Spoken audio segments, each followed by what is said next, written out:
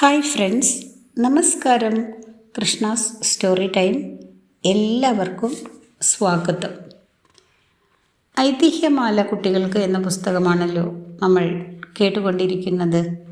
ഇനി കേൾക്കാനുള്ള ഭാഗങ്ങൾ കേൾപ്പിക്കട്ടെ. ഇതുവരെ വായിച്ച ഭാഗങ്ങൾ എല്ലാവരും കേട്ടിരിക്കുമെന്ന് കരുതട്ടെ. ഇന്നത്തെ ഭാഗത്തിലേക്ക്. വില്വമംഗലത്ത് സ്വാമിയാർ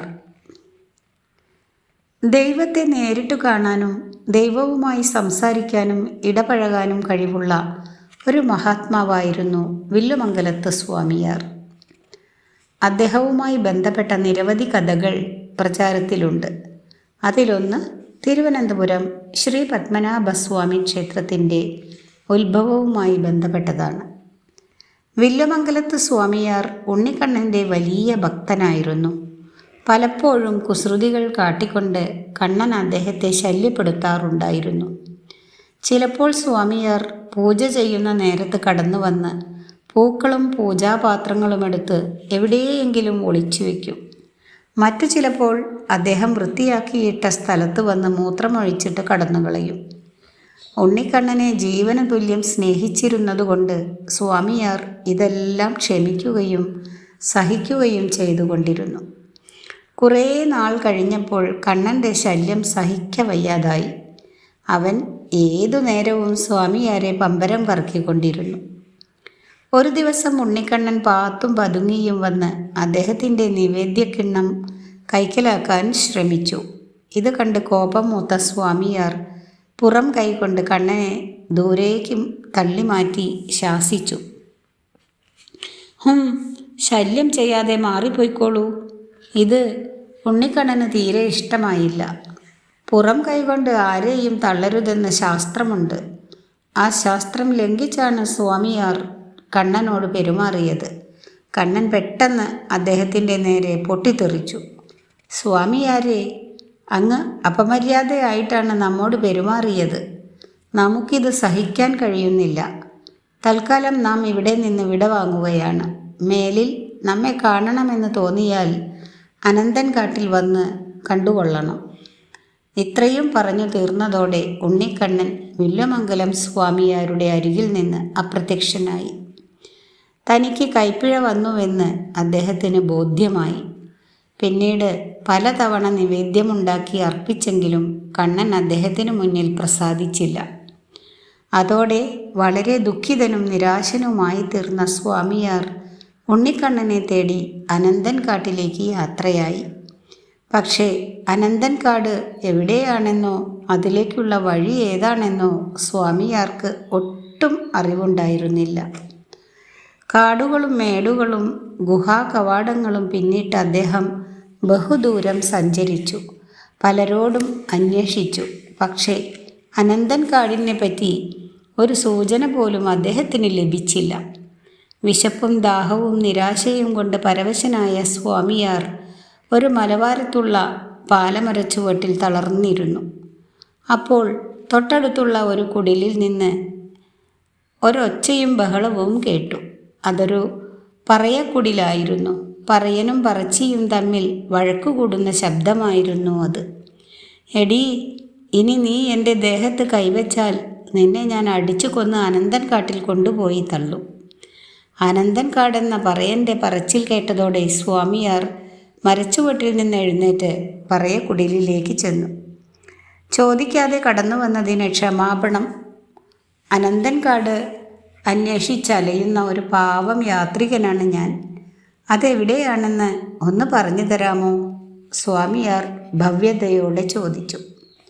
ഋഷിതുല്യനായ അദ്ദേഹത്തോട് പറയന് വലിയ ആദരവ് തോന്നി. അയാൾ അനന്തൻകാട്ടിലേക്കുള്ള വഴി സ്വാമിയാർക്ക് പറഞ്ഞു കൊടുത്തു. പിന്നെ അദ്ദേഹം കൊടുങ്കാട്ടിലൂടെ അതിവേഗത്തിലുള്ള ഒരു പ്രയാണമാണ് നടത്തിയത്. ഇരുണ്ട വനത്തിനുള്ളിൽ വള്ളിപ്പടർപ്പുകൾക്ക് നടുവിൽ അനന്തശയനത്തിൽ എന്ന പോലെ കിടക്കുന്ന സാക്ഷാൽ മഹാവിഷ്ണുവിനെ സ്വാമിയാർ കണ്ടു.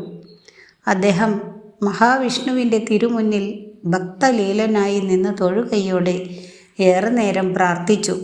മഹാവിഷ്ണുവിൻ്റെ മുഖം പ്രസാദാത്മകമായി. നന്നായി വില്വമംഗലം, നന്നായി. ഏതായാലും അങ്ങ് വാക്കുപാലിച്ച് നമ്മെ തേടി അനന്തൻ കാട്ടിലെത്തിയല്ലോ. വലിയ ത്യാഗം സഹിച്ചാണ് അങ്ങ് ഇവിടെ എത്തിയതെന്ന് നമുക്ക് മനസ്സിലായി. ഒന്ന് ചോദിച്ചോട്ടെ? നമുക്ക് നല്ല വിശപ്പുണ്ട്. നമ്മുടെ വിശപ്പ് മാറ്റാൻ പറ്റിയ എന്തെങ്കിലും അങ്ങ് കൊണ്ടുവന്നിട്ടുണ്ടോ? ഭഗവാൻ ആരാഞ്ഞു. സ്വാമിയാർ തൻ്റെ ഭാണ്ഡത്തിലെമ്പാടും തിരഞ്ഞു. കുറച്ച് കണ്ണിമാങ്ങയാണ് കയ്യിൽ കെട്ടിയത്. അത് നന്നായി ചതച്ച് ഒരു ചിരട്ടയിലാക്കി അദ്ദേഹം വിഷ്ണുവിൻ്റെ മുന്നിൽ സമർപ്പിച്ചു.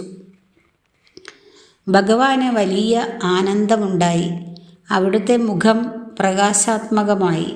ഭഗവാൻ മന്ദഹാസത്തോടെ പറഞ്ഞു, വില്ലുമംഗലം, അങ്ങയ്ക്ക് നമ്മോടുള്ള പ്രീതി എത്രയുണ്ടെന്ന് നാം ഒന്ന് പരീക്ഷിച്ചതാണ്.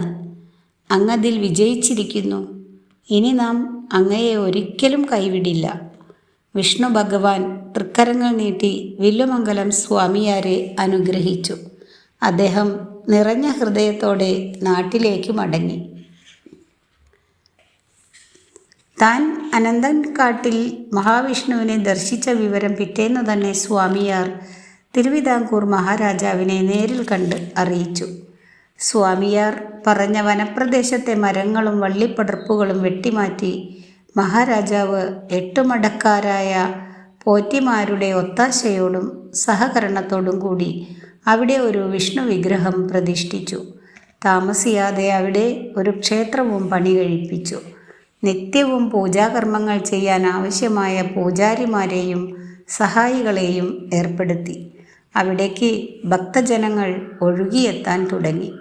ഈ ക്ഷേത്രമാണ് പിൽക്കാലത്ത് വിഖ്യാതമായ ശ്രീ പത്മനാഭസ്വാമി ക്ഷേത്രമായി മാറിയത്. വില്ലുമംഗലം സ്വാമിയാരും വൈക്കം മഹാദേവനുമായി ബന്ധപ്പെട്ട ഒരു കഥ ഏറെ രസകരമാണ്. അവിടെ സദ്യയുള്ള ദിവസം ഊട്ടുപുരത്തിലെ ഒരു തൂണിൻ്റെ ചുവട്ടിൽ പ്രത്യേകമായി ഒരു തൂശനില വിരിക്കും. സദ്യയുമായി ബന്ധപ്പെട്ട എല്ലാത്തരം വിഭവങ്ങളും കൃത്യമായി തന്നെ ആ ഇലയിൽ വിളമ്പും. ആ സ്ഥാനത്ത് വൈക്കത്തപ്പൻ ഊണ് കഴിക്കാൻ ഇരിക്കുന്നുണ്ടെന്നുള്ള വിശ്വാസമാണ് ഇതിന് പിന്നിലുള്ളത്. ഇങ്ങനെ ഒരാചാരം അവിടെ ഉണ്ടാകാൻ കാരണക്കാരൻ വില്ലുമംഗലം സ്വാമിയാരാണ്. ഒരു ദിവസം അദ്ദേഹം വൈക്കം ക്ഷേത്രത്തിൽ തൊഴാൻ പോയി. സൂക്ഷിച്ചു നോക്കിയപ്പോൾ ശ്രീകോവിലിനകത്ത് ഭഗവാനെ കാണാനില്ല. ഇതെന്തു കഥ? സ്വാമിയാർ അവിടെയെല്ലാം ചുറ്റി നടന്ന് അന്വേഷിച്ചു. അപ്പോഴതാ ഭഗവാൻ ഒരു തൂണും ചാരിയിരുന്ന് രസകരമായി സദ്യയുണ്ണുന്നു. അപ്പോൾ ഭഗവാൻ ഒരു ബ്രാഹ്മണൻ്റെ വേഷത്തിലായിരുന്നു. പന്തിയിലിരുന്ന് സദ്യയുണ്ണുന്ന മറ്റാരും തന്നെ ഭഗവാനെ തിരിച്ചറിഞ്ഞില്ല. എന്നാൽ സ്വാമിയാർക്ക് ഭഗവാനെ കൃത്യമായി മനസ്സിലായി. അദ്ദേഹം കൈകൂപ്പി ഭഗവാനെ സാഷ്ടാംഗം നമസ്കരിച്ചു.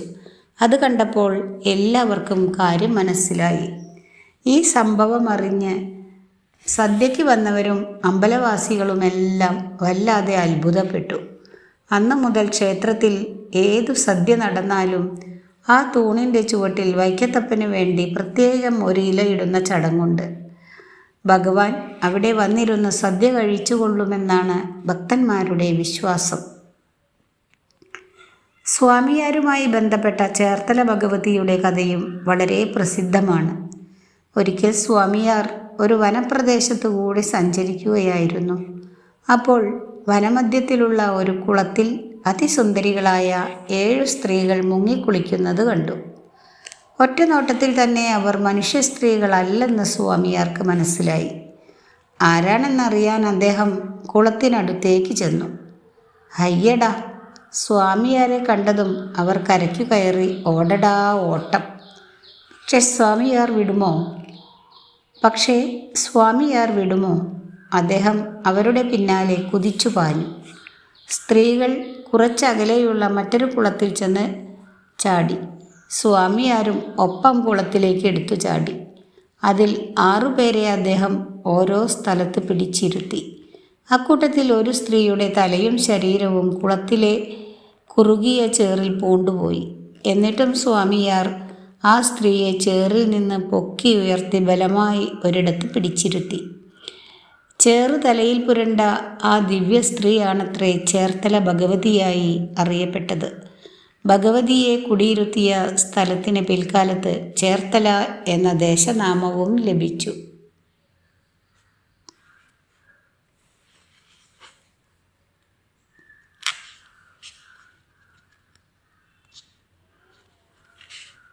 അടുത്ത ഭാഗം ആറന്മുളയപ്പനും തിരുവോണത്തോണിയും.